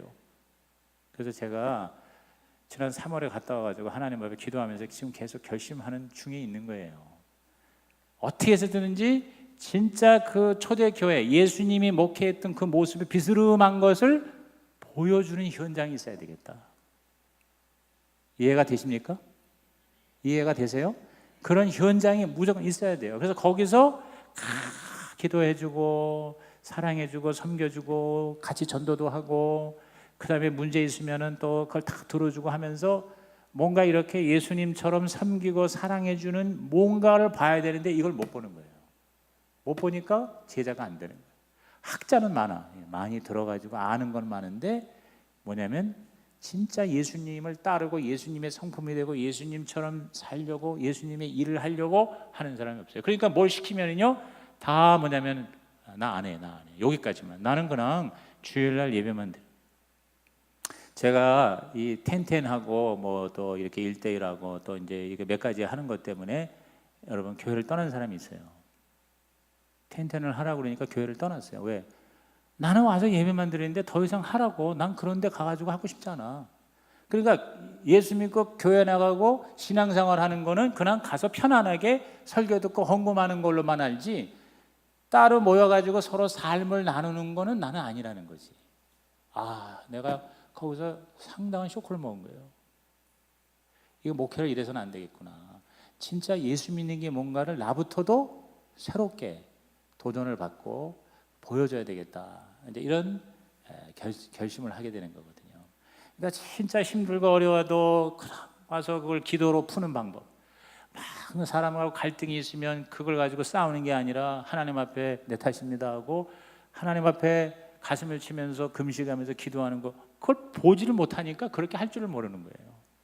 그래서 계속 사탄의 이제 공격을 받고 쉽게 말하면 총을 맞고 이렇게 쓰러지는 경우를 많이 보면서 이건 아니다 싶은 생각이 이제 들어서 이렇게 생명의 삶도 하고 예수 영접 모임도 하고 그다음에 이제 보내기도 하고 그다음에 이제 하려고 이렇게 나름대로 애를 쓰고 있으니까 여러분께서 이해를 하시고 잘 깨달으시고 여러분의 담임 목사와 함께 한 마음 한 방향으로 한 목소리로 우리 주님의 소원을 이루어드리는 교회가 되기를 주의 이름으로 부탁을 드립니다.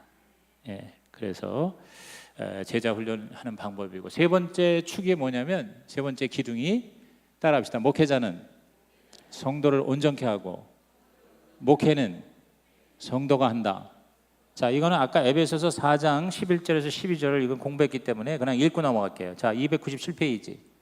에베소서 4장 11절에서 12절 297페이지. 자, 이거 아까 한 겁니다. 그분이 어떤 사람은 사도로, 어떤 사람은 예언자로, 어떤 사람은 복음 전도자로, 또 어떤 사람은 목사와 교사로 삼으셨습니다. 그것은 성도들을 준비시켜서 봉사일을 하게 하고 그리스도의 몸을 세우게 하려고 하는 것입니다. 그래서 여기서 목회자의 임무는 성도를 준비시키는 거고 성도들은 바로 뭐예요? 미니스터리를, 목회를, 봉사를, 목양을 함으로 교회를 세우는 것이다. 이제 이거가 바로 뭐냐? 바로 성경적인 사역 분담입니다. 그러니까 목사의 할 일과 성도의 할 일을 잘 이렇게 분담을 시켜서 그것이 잘 협력해서 파트너십이 되어서 건강한 교회, 가정교회를 이루자. 이게 이제 가정교회의 세 번째 기둥입니다. 자, 가정교회 네 번째 기둥이 뭡니까? 따라합시다. 종이 되는 리더십. 종이 되는 리더십입니다. 마가복음 10장을 찾아보겠습니다. 마가복음 10장 69페이지입니다. 69페이지 마가복음 10장 42절에서 45절. 자, 마지막 구절입니다. 이걸로 이제 끝낼 될 것 같아요. 자, 마가복음 10장 42절에서 45절. 그래서 예수께서는 그들을 곁에 불러놓고 그들에게 말씀하셨다. 너희가 아는 대로 이방 사람들을 다스린다고 자처하는 사람들은 백성들을 마구 내리누르고 고관들은 백성들에게 세도를 부린다. 43절. 그러나 너희끼리는 그렇게 해서는 안 된다. 너희 가운데서 누구든지 위대하고자 되고자 하는 사람은 너희를 섬기는 사람이 되어야 하고. 44절. 너희 가운데서 누구든지 으뜸이 되고자 하는 사람은 모든 사람의 종이 되어야 한다. 인자는 섬김을 받으러 온 것이 아니라 섬기러 왔으며 많은 사람을 구원하기 위하여 치를 몸값으로 자기 목숨을 내주러 왔다. 아멘. 자, 여기서 바로 예수님의 리더십은 섬김, 인생의 목적은 섬김, 진정한 리더십은 섬김에서 나온다는 것이죠. 그렇기 때문에 종이 된다는 것은 뭐냐면 바로 자기의 필요보다 공동체의 필요를 우선하고 그리고 하나님의 뜻에 최우선을 하는 것이다. 여러분, 종이라는 것은 시키는 대로 한다기보다 주인의 필요가 내 필요보다 우선되는 게 그게 종이에요. 무조건 시키는 대로만 하는 게 종이 아니라 이렇게 봐서 정말 주인에게 항상 우선순위를 두는 거예요. 예를 들어서 여러분이 사장님이잖아요. 그러면 이제 차를 운전기사를 두잖아요.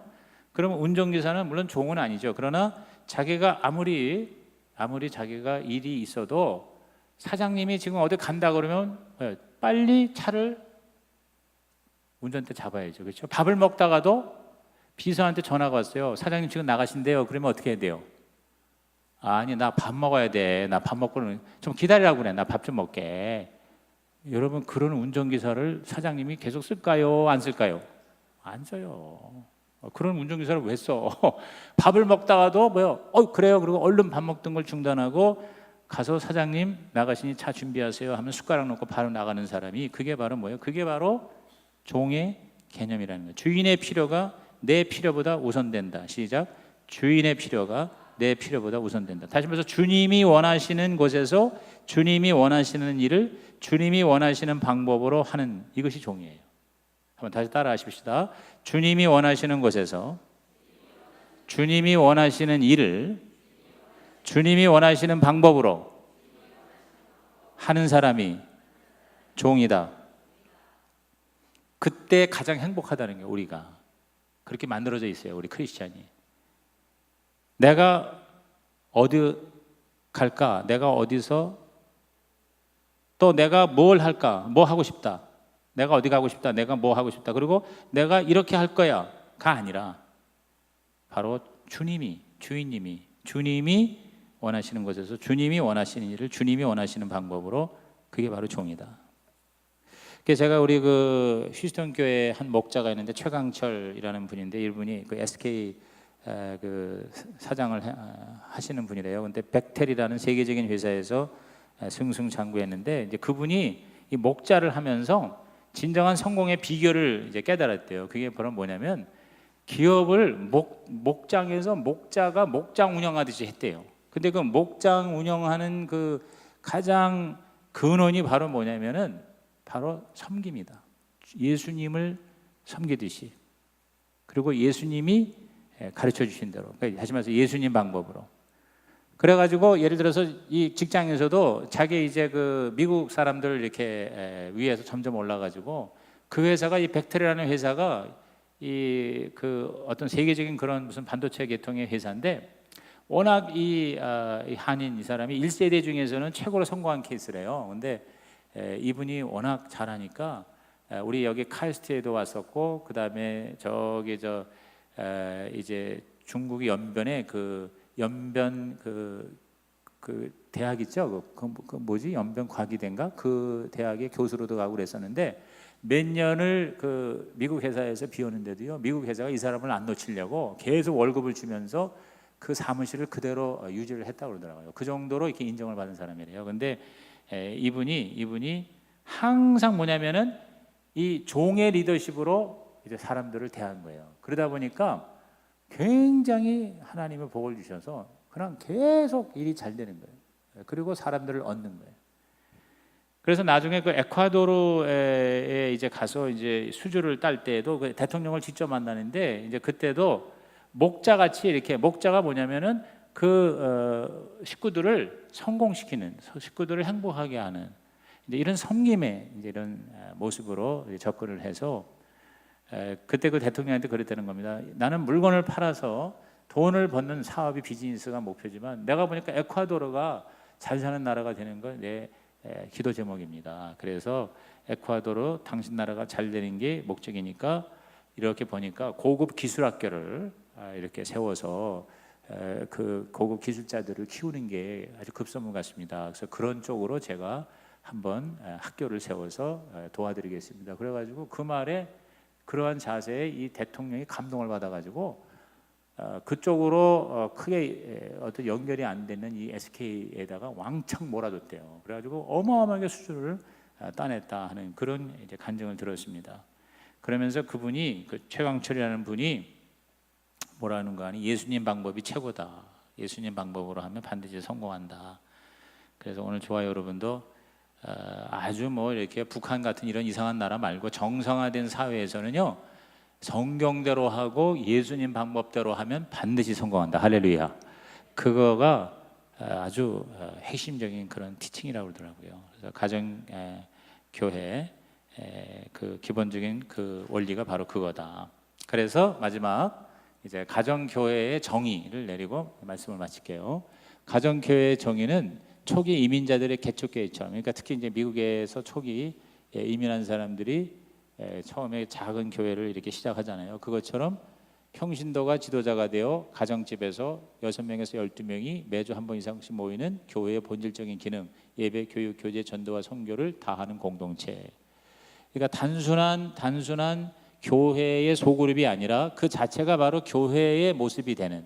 자, 이걸 한번 다 같이 읽어봅니다. 잘 안 보일 테니까 따라서 하세요. 평신도가 지도자가 되어 가정집에서 6에서 12명이 매주 한 번 이상씩 모이는 교회 본질적인 기능, 예배, 교육, 교제, 전도와 선교 다하는 공동체. 네. 이렇게 완전히 가정교회로 얘기가 되는 그런 것을 가지고 있는 그런 교회가 바로 신약교회, 건강한 교회다. 이렇게 얘기를 하는 겁니다. 그래서 이러한 교회 쪽으로 우리가 앞으로 이제 우리 교회에 또 저와 여러분의 생리에 맞는 무조건 우리가 다 100% 말도 안 되는 걸 따라할 필요는 없잖아요. 그러니까 정말 우리 교회가 건강한 교회가 되고 행복한 교회가 되고 성경적인 교회가 되고 예수님의 소원을 이루어드리는 교회가 되고 그리고 양쪽으로 질적으로 일어서는 교회 앞으로 될 줄로 믿습니다.